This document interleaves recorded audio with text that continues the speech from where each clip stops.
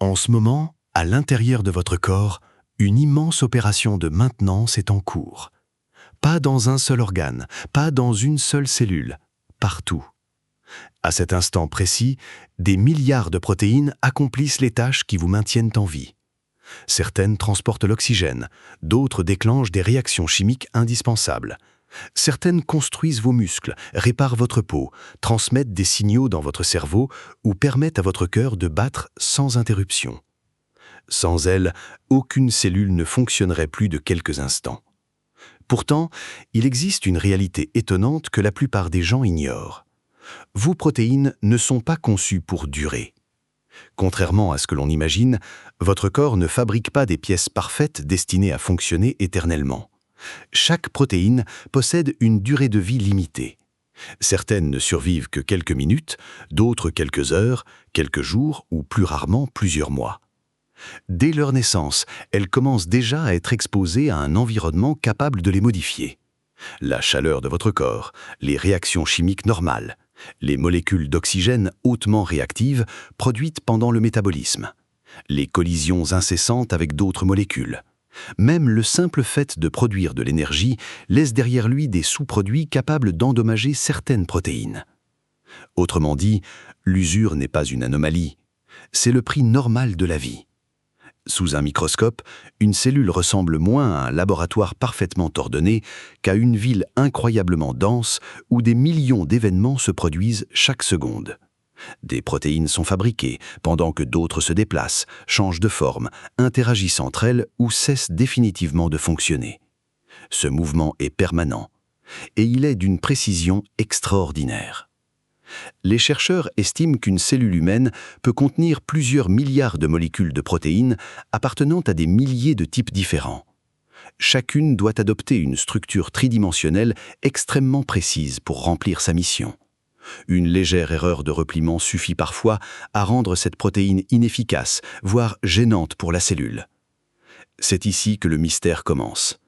Car si des milliards de protéines s'abîment continuellement, pourquoi votre organisme ne finit-il pas complètement encombré par ces déchets moléculaires? Pourquoi vos cellules continuent-elles à fonctionner des décennies malgré cette incessante production de protéines usées?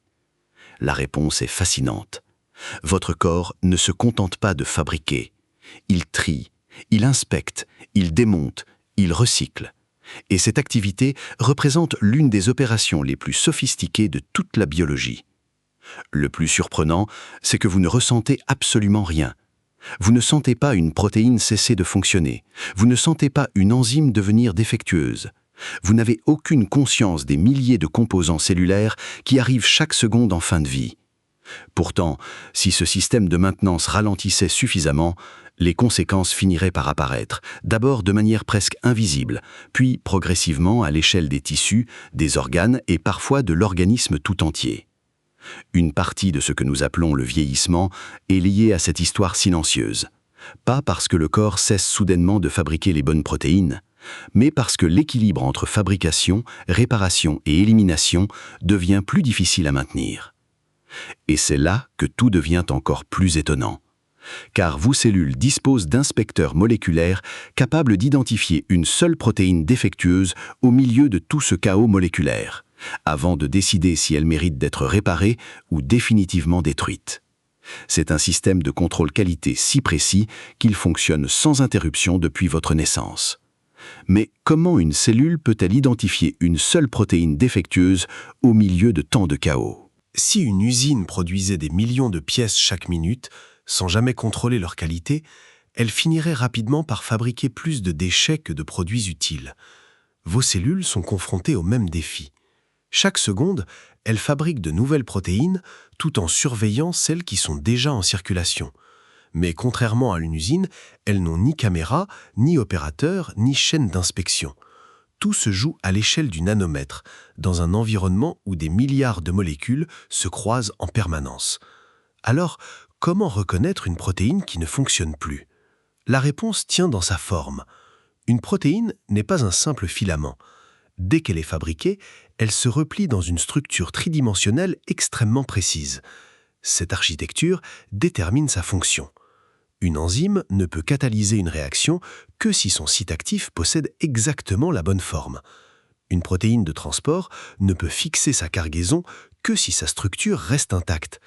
Lorsqu'une protéine est endommagée, cette géométrie change souvent avant même que la cellule n'en ressente les conséquences. C'est comme une clé qui aurait été légèrement tordue. À première vue, elle ressemble encore à une clé. Pourtant, elle ne peut plus ouvrir correctement la serrure. À ce moment-là, les premiers intervenants entrent en scène. Ils sont appelés chaperones moléculaires. Leur rôle est remarquable. Elles parcourent en permanence l'intérieur de la cellule à la recherche de protéines mal repliées. Lorsqu'elles en trouvent une, elles tentent d'abord de les sauver. Elles lui offrent une nouvelle chance de retrouver sa forme correcte, un peu comme un technicien qui redresse une pièce avant de décider de la remplacer. Des familles de protéines, comme les HSP70 et HSP90, dont le nom signifie Heat Shock Protein, deviennent particulièrement actives lorsque les cellules subissent un stress, par exemple lors d'une forte chaleur, d'une infection ou d'un effort physique intense. Elles limitent les dégâts en aidant d'autres protéines à conserver leur structure. Mais toutes ne peuvent pas être réparées. Certaines sont trop déformées, d'autres ont été oxydées, fragmentées ou modifiées de façon irréversible. La cellule doit alors prendre une décision. Continuer à les conserver représente un risque. Une protéine défectueuse peut s'accrocher à d'autres protéines, perturber leur fonctionnement et former de petits amas qui encombrent progressivement l'environnement cellulaire. Elle choisit donc une autre stratégie, l'élimination. Pour cela, elle utilise un système d'identification d'une élégance extraordinaire. Chaque protéine condamnée reçoit une petite étiquette moléculaire appelée ubiquitine. Cette molécule est minuscule, pourtant son message est sans ambiguïté. Cette protéine doit être recyclée. Plusieurs molécules d'ubiquitine peuvent être attachées les unes aux autres, formant une véritable balise de reconnaissance. Plus cette chaîne est complète, plus le signal devient clair pour les systèmes de nettoyage. Et c'est ici qu'apparaît l'un des complexes moléculaires les plus impressionnants du corps humain, le protéasome. Vu au microscope électronique, il ressemble à un minuscule cylindre creux. Son diamètre est des milliers de fois inférieur à celui d'un cheveu, mais son efficacité est redoutable. Lorsqu'une protéine marquée par l'ubiquitine arrive à son entrée, le protéasome la saisit, la déplie entièrement, puis la fait passer à travers son cœur où elle est découpée en petits fragments d'acides aminés. Rien n'est gaspillé. Ces fragments sont ensuite réutilisés pour fabriquer de nouvelles protéines. Autrement dit, vos cellules ne se contentent pas de jeter leurs déchets, elles les transforment en nouvelles ressources. C'est un recyclage permanent, silencieux et d'une efficacité remarquable. Des chercheurs estiment que ce système fonctionne en continu dans pratiquement toutes les cellules de votre organisme.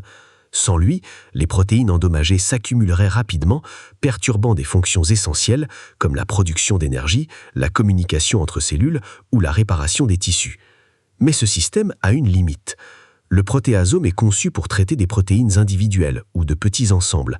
Il est extrêmement performant tant que les dégâts restent contrôlables. Que se passe-t-il lorsque les protéines commencent à s'agglutiner en amas beaucoup plus volumineux ? À partir de ce moment, même cette extraordinaire machine de recyclage ne suffit plus.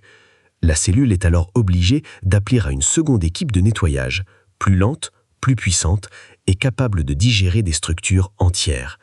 C'est cette équipe qui pourrait bien changer votre façon de comprendre le vieillissement. Pendant des années, les systèmes de contrôle qualité accomplissent leur travail avec une discrétion remarquable. Les protéines sont fabriquées, celles qui sont défectueuses sont réparées ou recyclées, l'équilibre est maintenu. Mais cet équilibre n'est jamais garanti. Chaque cellule vit dans un environnement en mouvement permanent. Elle produit de l'énergie, répond aux hormones, combat les infections, s'adapte aux variations de température et répare les dommages causés par son activité quotidienne. Toutes ces fonctions génèrent un certain niveau de stress biologique, parfaitement normal, tant qu'il reste maîtrisé. Le problème apparaît lorsque les dommages commencent à arriver plus vite que les capacités de nettoyage. Imaginez une ville où les camions de poubelles continuent de circuler chaque jour, mais où la quantité de déchets augmente progressivement. Au début, personne ne remarque la différence, puis quelques sacs restent sur les trottoirs. Ensuite, certaines rues deviennent difficiles à traverser. Ce n'est pas que le service de nettoyage est disparu, il est simplement débordé. À l'intérieur de vos cellules, un phénomène comparable peut se produire.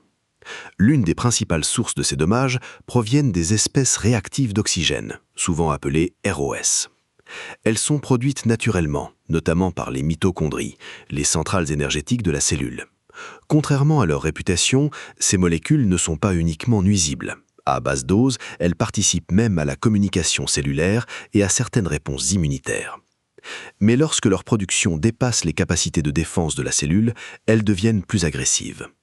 Elles peuvent modifier la structure des protéines en oxydant certains de leurs composants. Une seule modification chimique peut suffire à empêcher une protéine de se replier correctement ou à la rendre instable. Le sucre, lui aussi, peut laisser une empreinte durable.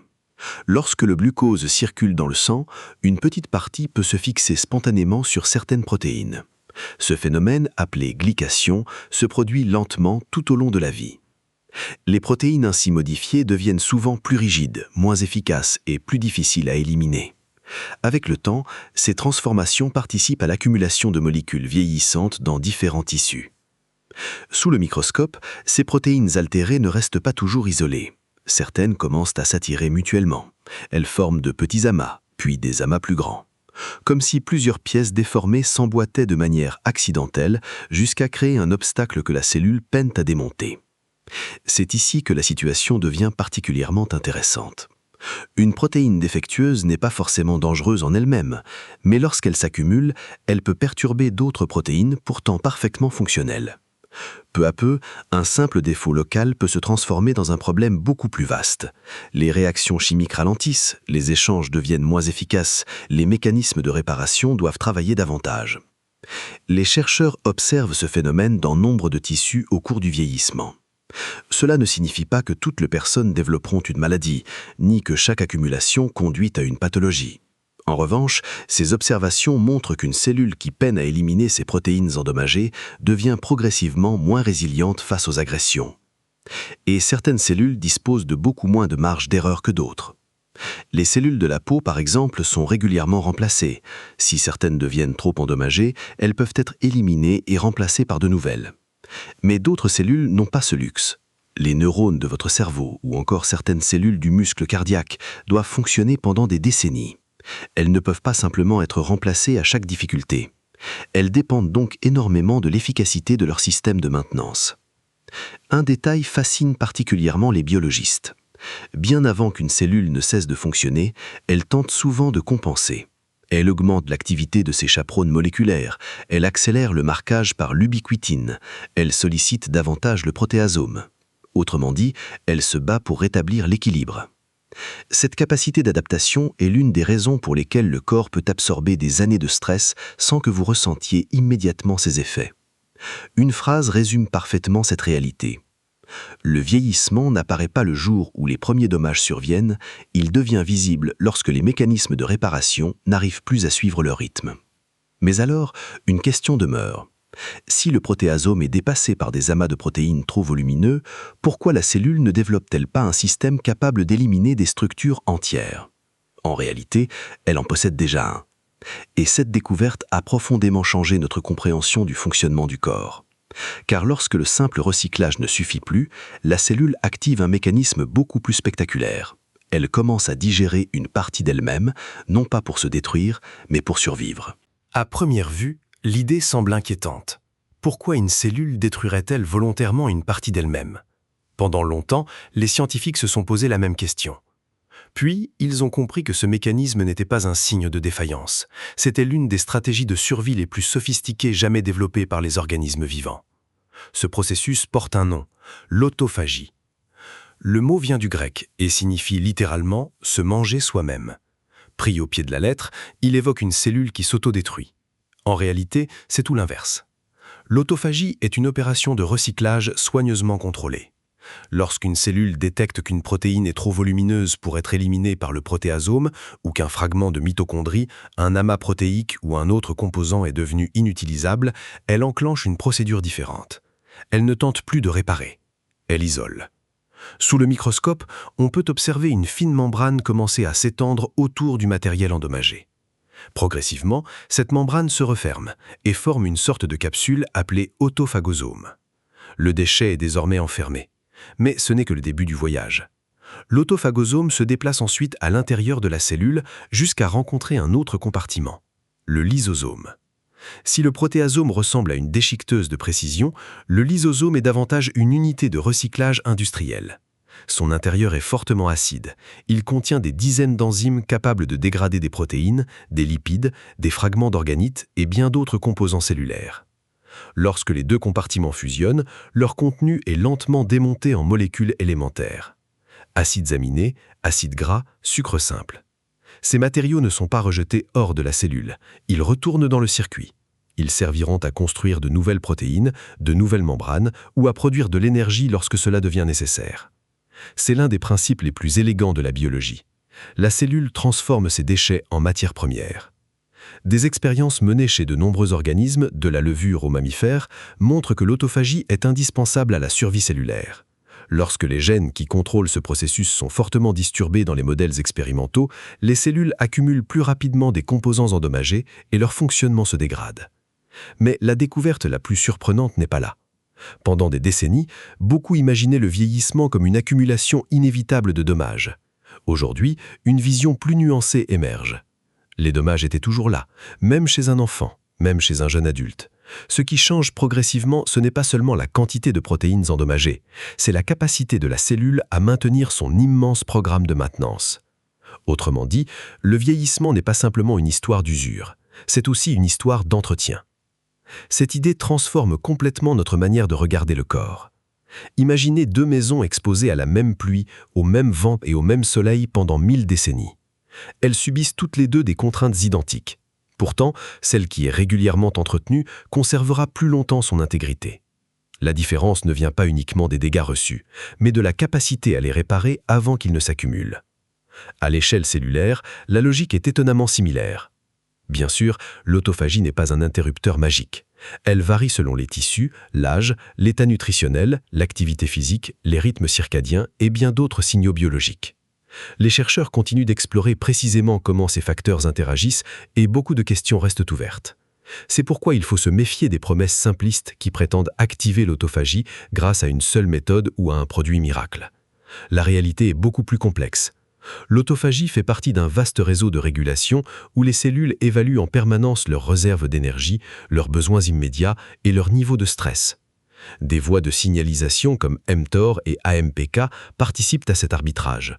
Lorsque les ressources sont abondantes, la cellule privilégie généralement la croissance et la fabrication de nouvelles protéines. Lorsque l'énergie devient plus limitée ou que certains stress apparaissent, elle peut renforcer ses programmes de recyclage pour récupérer des matériaux et éliminer des composants devenus moins performants. Ce n'est pas un simple bouton marche ou arrêt, c'est un équilibre dynamique, ajusté des milliers de fois par jour. Et c'est précisément cette finesse qui rend le système si remarquable. Pourtant, même cette incroyable capacité de recyclage rencontre un défi particulier dans un organe qui ne peut presque jamais s'offrir le luxe de remplacer ses cellules. Un organe où certaines cellules doivent fonctionner pendant toute une vie. Le cerveau. Car lorsqu'un neurone commence à accumuler des protéines anormales, les conséquences peuvent dépasser largement les limites d'une seule cellule. Et c'est là que notre enquête nous conduit vers l'un des plus grands mystères de la biologie moderne. Si vous pouviez observer votre cerveau au microscope pendant une seule minute, vous assisteriez à une activité presque impossible à imaginer. Des milliards de neurones échangent des signaux électriques. Des milliers trillions de connexions transmettent des informations. Chaque souvenir, chaque émotion, chaque mouvement de vos doigts dépend de cette immense conversation silencieuse. Et derrière cette activité se cachent des protéines, beaucoup de protéines.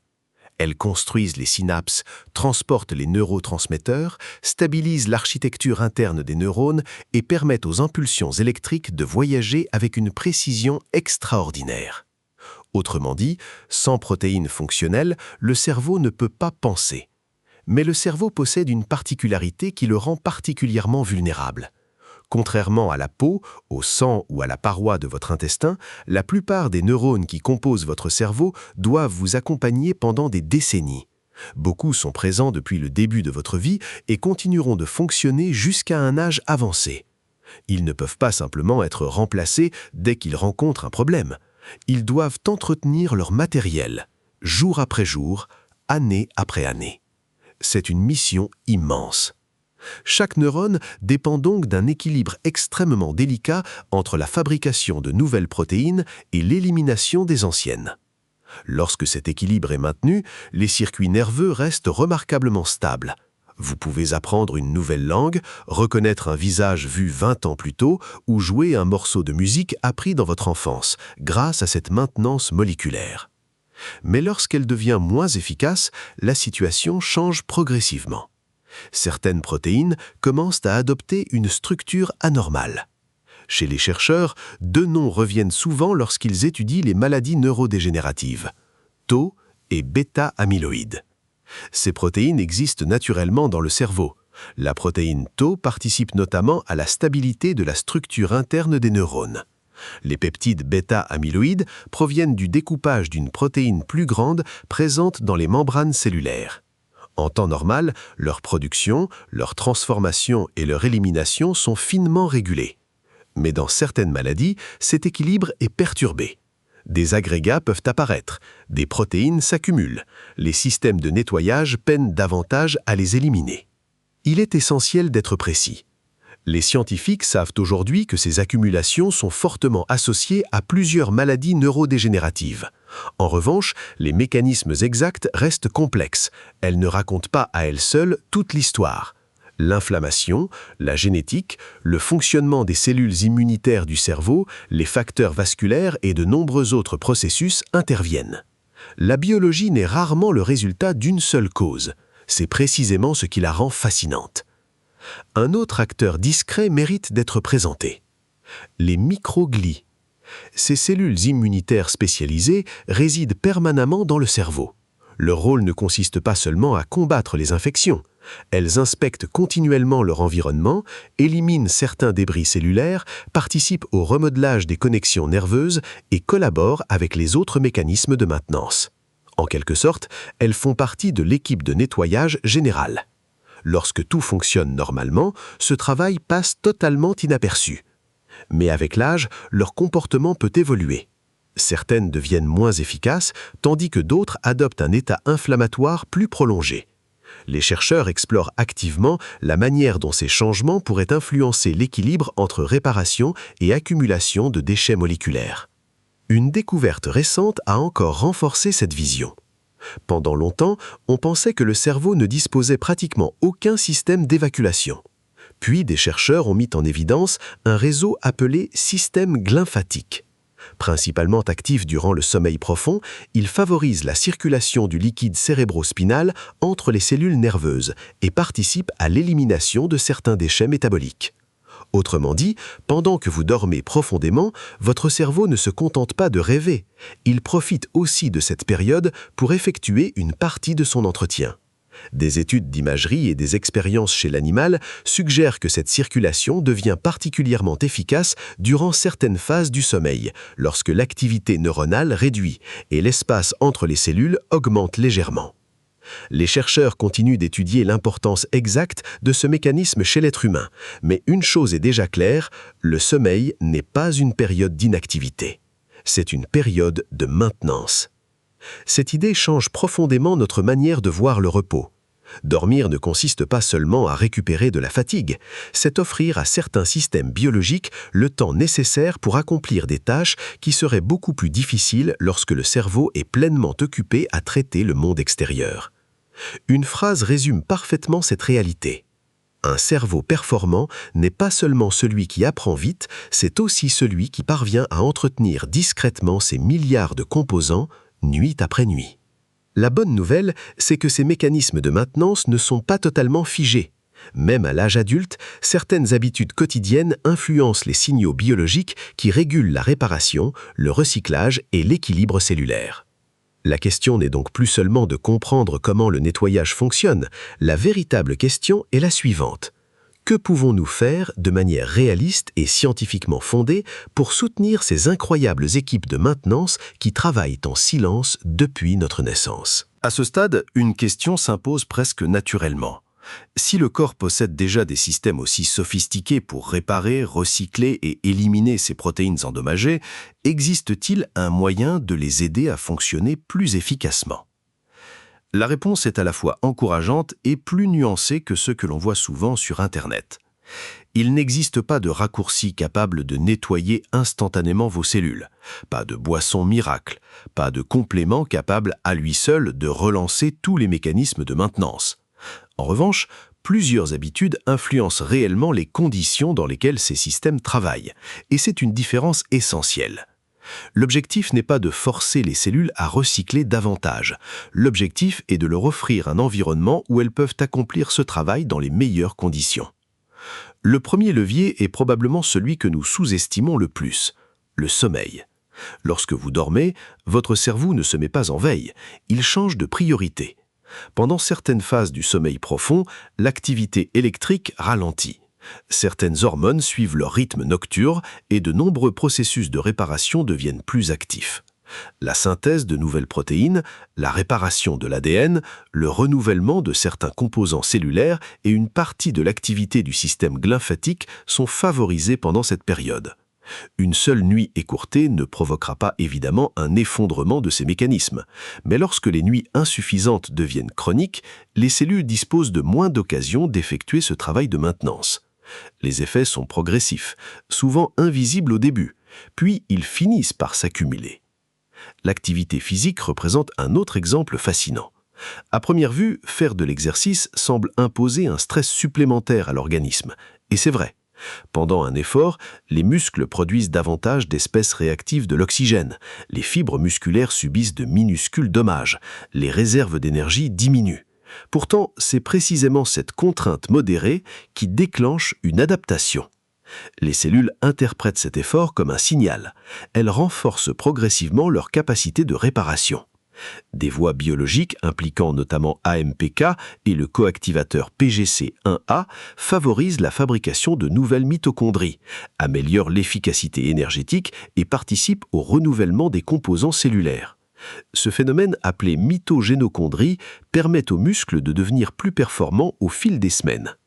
Autrement dit, l'exercice ne renforce pas seulement les muscles, il améliore aussi la qualité de leur équipement interne. C'est une des raisons pour lesquelles une activité physique régulière est associée, dans de nombreuses études, à un meilleur vieillissement biologique. Le principe est toujours le même. Une contrainte raisonnable, une récupération suffisante, une adaptation progressive. Le mot important est « progressive ». Le corps ne récompense pas les excès, il répond surtout à la répétition. La nutrition entre également dans cette équation, mais d'une manière souvent mal comprise. On entend parfois dire qu'il suffirait de manger moins pendant quelques heures pour activer l'autophagie. La réalité scientifique est bien plus subtile. Les chercheurs savent que les cellules ajustent leur programme de croissance et de recyclage en fonction de la disponibilité des nutriments. Des voies comme mTOR, sensibles notamment à certains acides aminés et à l'état énergétique, jouent un rôle central dans cette décision. Mais il est impossible de résumer ce fonctionnement à une durée de jeûne universelle. L'intensité de l'autophagie varie selon les tissus, l'âge, le contexte métabolique, les traitements médicaux, l'activité physique et de nombreux autres paramètres. C'est pourquoi les affirmations du type « tel aliment déclenche un nettoyage complet des cellules » ne reflètent pas la complexité des connaissances actuelles. La science avance rarement avec des réponses aussi simples. Et c'est une bonne chose, parce que cela nous oblige à regarder le corps comme un système dynamique plutôt que comme une machine équipée d'un unique interrupteur. Un autre facteur mérite toute notre attention, le rythme circadien. Pratiquement chaque cellule de votre organisme possède sa propre horloge biologique. Ces horloges coordonnent le moment où certaines protéines sont produites, où certaines autres sont dégradées, quand l'énergie est principalement utilisée et quand la réparation devient prioritaire. Lorsque ces rythmes sont régulièrement disturbés, par exemple par des horaires très variables, une exposition importante à la lumière tard le soir ou des cycles de sommeil irréguliers, cette synchronisation devient moins précise. Les équipes de maintenance continuent de travailler, mais leur coordination peut devenir moins efficace. Imaginez un chantier où les ouvriers, les ingénieurs et les camions de livraison n'arrivent plus au même moment. Chaque équipe est compétente, pourtant le travail avance moins bien. C'est exactement ce que les biologistes observent lorsqu'ils étudient la désynchronisation des horloges cellulaires. Enfin, il existe un élément qui relie presque tout ce que nous avons découvert jusqu'à présent, la récupération. Sans récupération, il n'y a pas d'adaptation durable. Les protéines sont renouvelées, les membranes sont reconstruites, les mitochondries sont remplacées, les circuits nerveux sont consolidés, les systèmes de recyclage poursuivent leur travail. Mais tout cela demande du temps. Votre organisme ne devient pas plus résistant pendant l'effort, il le devient pendant la reconstruction qui suit. C'est peut-être l'une des idées les plus contre-intuitives de toute la biologie. Nous admirons souvent ce que le corps accomplit lorsqu'il est en action. Pourtant, une grande partie de ces transformations les plus importantes se produisent lorsque rien ne semble se passer, dans le silence d'une cellule, entre journées ordinaires, au milieu de la nuit. Et lorsqu'on rassemble toutes ces découvertes, une conclusion s'impose. Le véritable miracle n'est pas que nos cellules s'usent, c'est qu'elles parviennent pendant des décennies à maintenir un équilibre extraordinairement fragile malgré une activité incessante. Il ne reste plus qu'à comprendre ce que cet équilibre révèle sur notre propre définition de santé. Car au fond, votre corps ne cherche pas la perfection, il cherche quelque chose de beaucoup plus remarquable, la capacité de se renouveler encore et encore. Au début de cette vidéo, nous avons posé une question apparemment simple. Que se passe-t-il lorsque votre corps cesse de nettoyer les protéines endommagées? À présent, la réponse apparaît sous un tout autre jour. Ce n'est pas une histoire de saleté, ce n'est pas une histoire de toxines mystérieuses, c'est une histoire d'équilibre. Chaque seconde de votre vie, vos cellules fabriquent de nouvelles protéines, réparent celles qui peuvent encore l'être et démontent celles qui ont terminé leur mission. Ce cycle ne s'interrompt jamais. Même pendant que vous regardez cette vidéo, des milliers de milliards de réactions se déroulent sans que vous en ayez conscience. C'est cette activité invisible qui permet à votre cœur de continuer à battre, à vos muscles de répondre lorsque vous bougez, à vos yeux de transformer la lumière en images, à votre cerveau de comprendre les mots que vous êtes en train d'entendre. Et pourtant, rien de tout cela n'est permanent. La matière qui compose votre corps est en renouvellement constant. Certaines protéines disparaîtront quelques minutes après leur fabrication. Des cellules de votre peau seront remplacées dans les semaines qui viennent. Même les membranes qui entourent vos cellules sont continuellement reconstruites. Sous une apparente stabilité, votre organisme est un monde en mouvement. C'est peut-être la découverte la plus surprenante de toutes. Nous avons souvent l'impression d'habiter un corps figé, une structure qui s'use lentement avec le temps. La biologie raconte une histoire très différente. Vous vivez dans un organisme qui se reconstruit en permanence.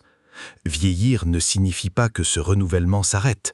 Il signifie que maintenir cet équilibre devient progressivement plus difficile. Les systèmes de contrôle qualité continuent d'agir. Les chaperones moléculaires poursuivent leurs inspections. L'ubiquitine continue d'étiqueter les protéines défectueuses. Le protéasome poursuit son travail de précision. Les lysosomes recyclent d'innombrables composants cellulaires. L'autophagie continue d'éliminer ce qui ne peut plus être réparé. Rien ne disparaît soudainement. Ce qui change, c'est la capacité collective de toutes ces équipes à suivre le rythme d'un organisme qui accumule naturellement davantage de défis au fil des années. C'est aussi ce qui explique pourquoi deux personnes du même âge peuvent présenter des trajectoires biologiques très différentes. Le temps passe pour tout le monde, mais la manière dont les cellules répondent à ce temps varie en fonction de nombreux facteurs. Le patrimoine génétique, l'environnement, les maladies, l'activité physique, le sommeil, l'alimentation, les expositions tout au long de la vie et une part de hasard biologique que la science cherche encore à comprendre. Il n'existe pas une seule horloge du vieillissement. Il existe des milliers de mécanismes qui avancent parfois à des rythmes différents. C'est précisément cette complexité qui rend les promesses simplistes si peu crédibles. Votre organisme n'a jamais fonctionné grâce à une seule solution. Il repose sur un dialogue permanent entre des milliards de cellules qui s'adaptent, communiquent, réparent et recyclent en continu. Et c'est là que le regard change. Pendant longtemps, la santé a été définie par l'absence de maladie. Mais à l'échelle microscopique, la santé ressemble davantage à une capacité. La capacité de s'adapter, la capacité de réparer, la capacité de retrouver un équilibre après chaque perturbation. Les biologistes utilisent un mot pour décrire cette propriété, l'homéostasie. C'est l'art de rester stable dans un monde qui ne l'est jamais. Votre température varie légèrement, vos besoins énergétiques changent au cours de la journée. Votre système immunitaire répond à de nouveaux microbes. Vos muscles s'adaptent à un effort. Vos neurones modifient leurs connexions lorsque vous apprenez quelque chose de nouveau. Et pendant tout ce temps, les équipes de maintenance continuent discrètement leur travail. C'est peut-être la plus grande leçon de cette enquête. Votre corps n'est pas une machine qui s'use jusqu'à tomber en panne, c'est un organisme qui lutte en permanence contre le désordre en reconstruisant sans cesse ce qui peut l'être. Chaque jour, il perd un peu, chaque jour, il répare un peu. Et c'est cet équilibre fragile qui rend une vie de plusieurs décennies possible. Une phrase résume peut-être mieux que toutes les autres ce voyage au cœur de nos cellules. La vie ne dépend pas de la perfection de nos protéines. Elle dépend de notre capacité à les renouveler avant que leurs défauts ne prennent le dessus. Cette idée dépasse largement le fonctionnement simple des cellules. Elle nous rappelle que le vivant n'est jamais immobile. Il est fait de cycles, de corrections, d'ajustements, de renouvellement silencieux. Alors, la prochaine fois que vous dormirez profondément, que vous récupérerez après une marche, un entraînement ou une journée bien remplie, rappelez-vous que ces moments de calme ne sont pas des périodes où votre corps fait une pause. Ils sont souvent les moments où il travaille le plus discrètement à préserver son équilibre.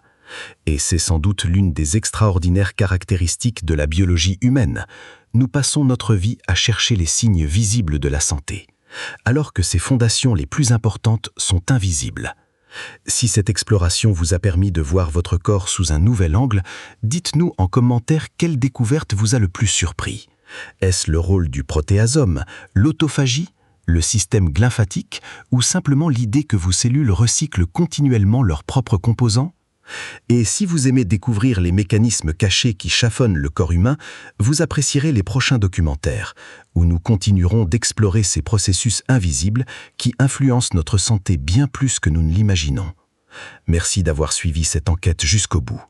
La prochaine fois que vous penserez à votre corps, rappelez-vous qu'au plus profond de chacune de vos cellules, une équipe de maintenance travaille sans relâche pour vous permettre de vivre une seconde de plus.